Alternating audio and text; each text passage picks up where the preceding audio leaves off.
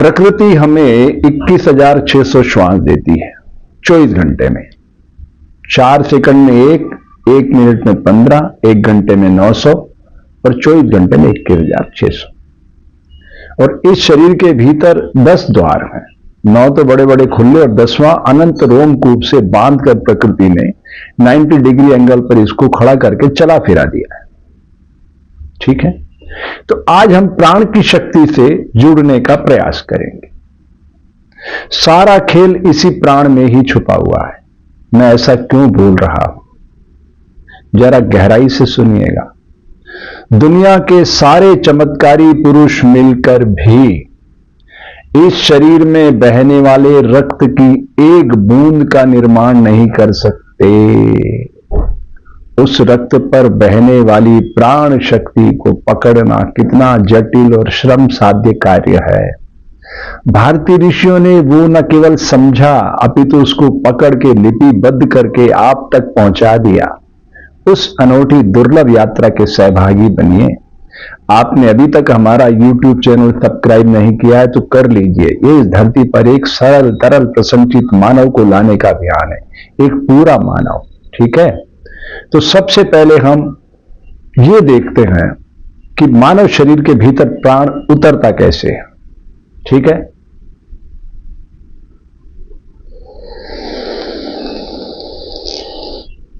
ये एक सुराख,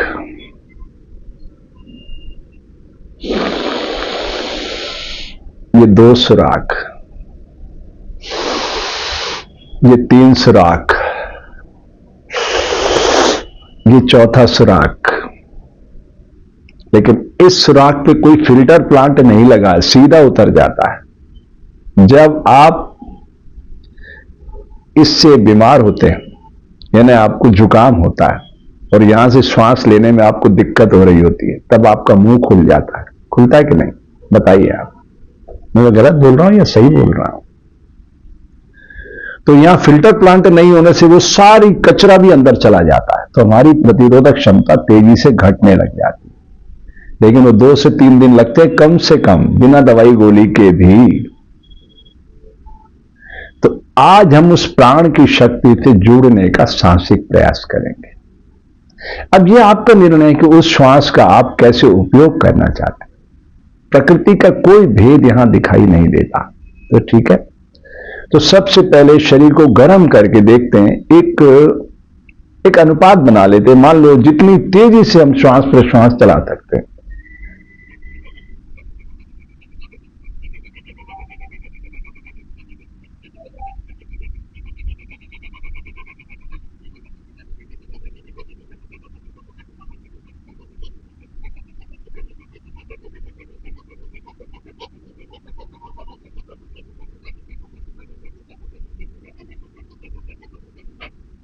ये मैंने 108 श्वास प्रश्वास की। अभी मुझे नहीं पता कि समय कितना लगा, क्योंकि मैं अभी फोकस नहीं हूं। अभी मेरा सारा फोकस कहां है? सिर्फ श्वास प्रश्वास के आवागमन पर।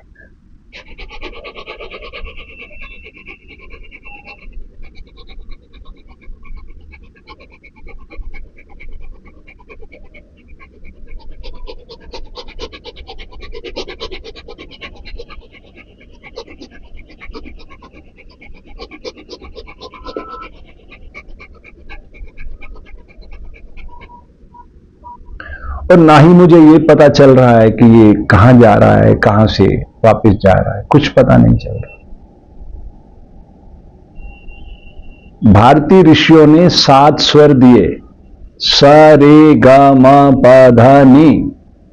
सा साकार और नी निराकार, यानी दृश्य और अदृश्य के मध्य संतुलन बनाने के लिए उन्होंने रागों को प्रकट किया। 10 द्वारों के लिए 10 राग प्रस्तुत किए। सुना आपने? कभी किसी ग्रंथ में पढ़ा है आपने कि शरीर में 10 द्वार और हर द्वार का एक राग है? किसी ने बताया आपको? नहीं बताया। तो प्रकृति के इस अद्भुत रहस्य से आपको प्रयास कर रहा हूं मुलाकात करवाने की। ठीक है, तो इस तरह से आप प्राण का आवागमन करिए, शरीर को बिल्कुल मूर्तिवत ठहरा दीजिए।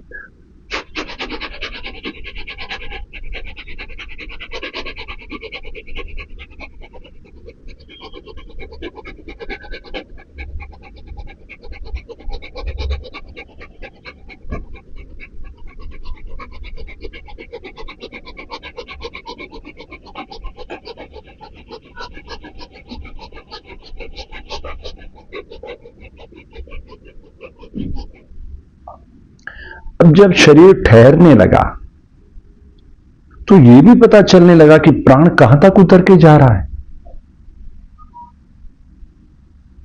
हां, पता चलेगा, कैसे नहीं चलेगा। जब सारे तत्वों के साथ आप जुड़ने लग जाएंगे, सारे तत्वों से मतलब ये 5 एलिमेंट की बात कर रहा हूं मैं, जल, पृथ्वी, आकाश, वायु, अग्नि। मेरी दृष्टि में प्रकृति ने सबसे बड़ा चमत्कार यही प्रकट किया है कि सबको एकता के सूत्र में बांध के मानव शरीर में प्राण के जरिए उतार दिया है। बस इससे बड़ा चमत्कार मुझे तो कोई दिखाई नहीं दिया। अब आपको दिखता हो तो आप जानिए, मेरा कोई अनुभव नहीं है। तो जल कैसे काम कर रहा है?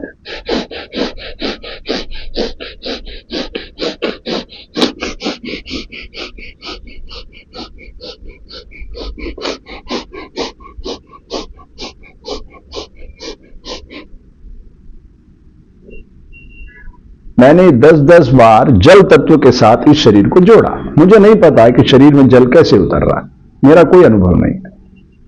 लेकिन इतना अनुभव जरूर है कि अगर मैं भोजन 32 बार चबाता हूं तो अन्न रस बन जाता है और वो भीतर उतर जाता है रस बन के। ये मेरा अनुभव है, पक्का अनुभव है।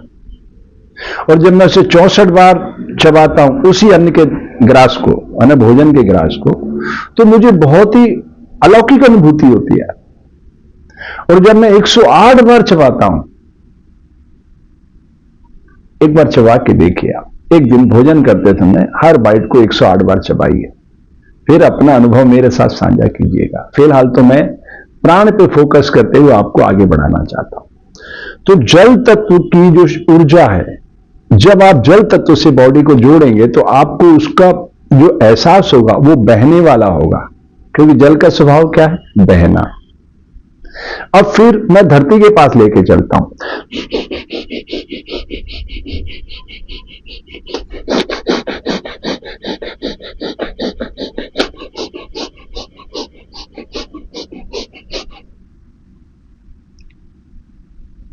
अब अगर मैंने आंख खोल दी तो टरबाइन का ट्रिप सब बेकार हो गया, तो मुझे पता ही नहीं चला कि उसने क्या घटना कारित करी। तो घटना को देखने के लिए आपको कुछ देर ठहरना होता है।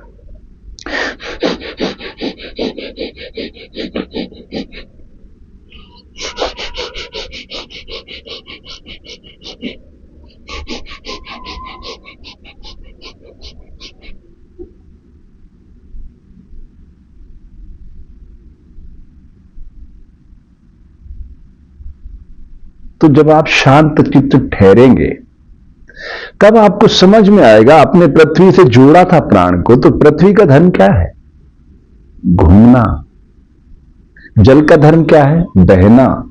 प्रकृति के इन रहस्यों से जुड़ने की कला का नाम है योग। ठीक है, अब हम चलते हैं आकाश के पास।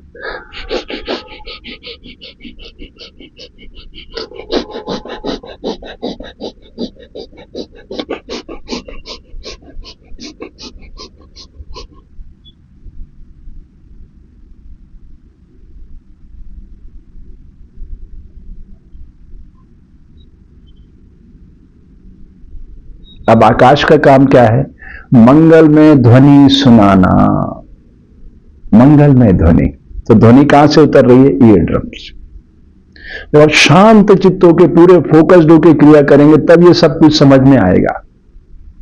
अब हम वायु के पास चलते हैं।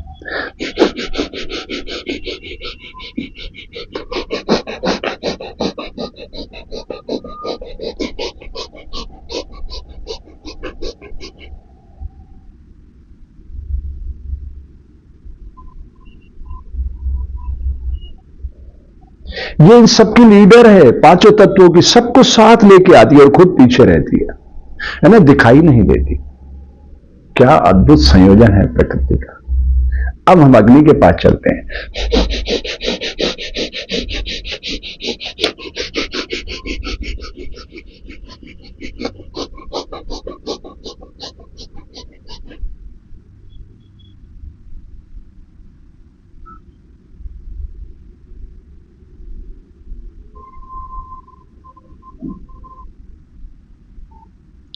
सब कचरे को जलाती जा रही है अंदर से।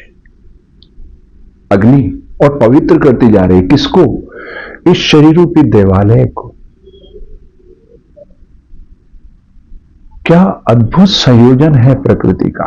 प्रकृति के प्रत्येक कार्य में दृढ़ आत्मानुशासन है। तो इस अनुशासन को धारण करने के लिए हम प्राण से ही जुड़ते हैं, श्वासों की सरगम को ही अपने भीतर उतारने का साहसिक प्रयास करते हैं। तो पहले चरण में हमने क्या किया? उसको साफ किया, फिल्टर प्लांट को, ताकि हम देख सके कि प्राण भीतर कैसे उतर रहा है। अब हम दूसरे चरण में यह देखेंगे कि ये कहां तक जा रहा है। स्पीड वही रखेंगे जो शुरू में रखी थी।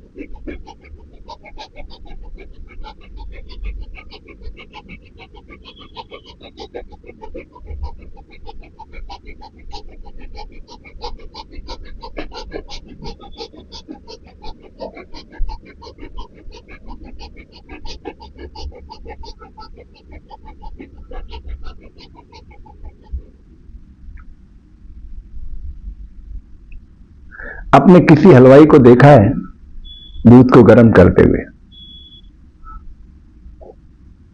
देखा है? जब दूध गाढ़ा होने लगता है, यानी वो अगली प्रक्रिया की ओर तैयार होता है, गाढ़ा होने लगता है, तो फिर उसको बहुत ताकत से चलाता है। जो उसके हाथ में औजार होता है उसको बहुत तेजी से चलाता है कि दूध जल ना जाए।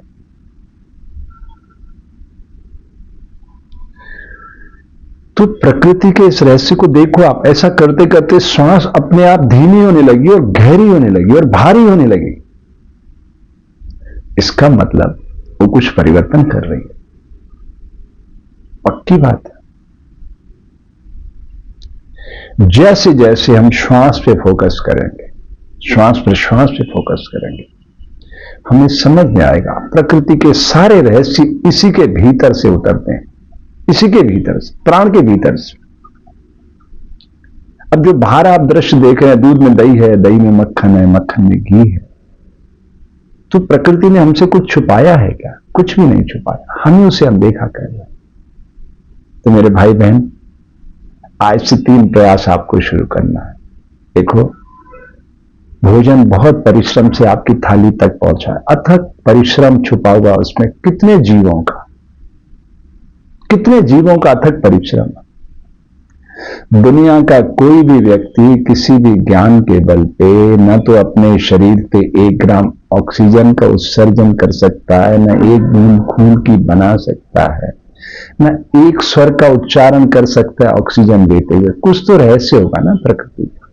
मैं बार बार इतनी ताकत से बोलता हूं तो अपने जीवन के अनुभव से बोलता हूं। हवाई हवाई बात नहीं कर रहा हूं, कितनी साधारण बात आपसे कह रहा हूं कि श्वास लेते हुए आप हिंदू है, राम का रा बोल के दिखा दो। ये कोई कठिन काम है? एक स्वर की बात कर रहा हूं। नहीं बोल सकते, प्रकृति की दिव्य भाषा मौन है। तो प्रकृति के इस विहंगम दृश्य को भारतीय ऋषियों ने न केवल पकड़ा अपितु लिपिबद्ध करके रख दिया। अगर हम चाहते हैं कि भारत एक समृद्ध खुशहाल देश बने तो हमें अपने ऋषियों की उस महान परंपरा से जुड़ने का प्रयास करना होगा, लेकिन बाउंड्रीज तोड़ना होगी।